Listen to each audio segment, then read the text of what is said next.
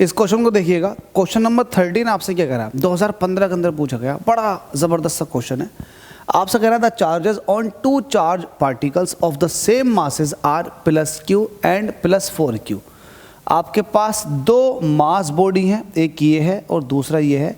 इसके ऊपर चार्ज है प्लस का q और इसके ऊपर चार्ज है प्लस का 4q। दो हैं, दोनों का मास सेम है, दोनों देखने में भी आइडेंटिकल है। अब देखिएगा आगे कह रहा है when they are allowed to fall from rest in a uniform potential difference. मतलब इनको अब यूनिफॉर्म पोटेंशियल डिफरेंस में भेजा जा रहा है, मतलब यहाँ से यहाँ को भेजा जा रहा है, मतलब पोटेंशियल डिफरेंस सेम है।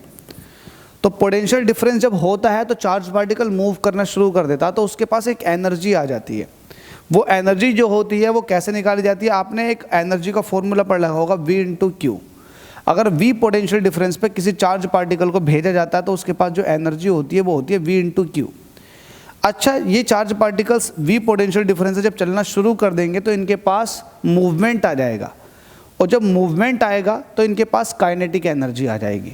तो टोटल काइनेटिक एनर्जी जो भी होगी वो एक्चुअल में इस एनर्जी के बराबर होगी V × Q के।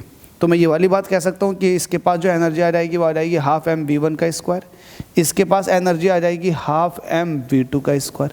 ये एनर्जी जो आई है वो एक्चुअल में पोटेंशियल डिफरेंस ने जो एनर्जी प्रोवाइड करवाई है Q × V करके उसके थ्रू आई है। तो ये एनर्जी हो जाएगी Q1 × V के बराबर और ये हो जाएगी Q2 × V के बराबर। ठीक है, इज़ दैट क्लियर? बिल्कुल क्लियर है।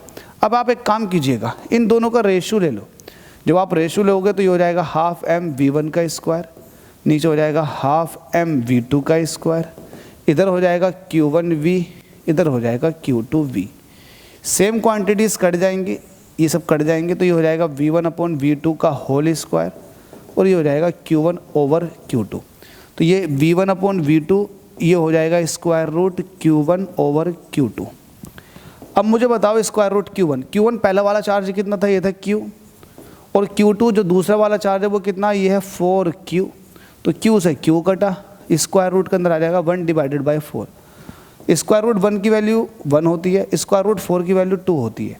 तो जो वेलोसिटीज़ का रेशियो आ जाएगा V1 का रेशियो V2 के साथ वो आ जाएगा 1:2। तो देख लो 1:2 कहाँ दे रखा, option number B is the correct option. 2015 के अंदर ये बोर्ड एग्जाम में पूछा गया था। देख लो, न्यूमेरिकल भी MCQ के अंदर बनते हैं और कुछ इस तरीके से बनते हैं जिससे बच्चा कंफ्यूज हो जाए। थैंक यू सो मच, अगर आपको समझ में आ गया हो तो।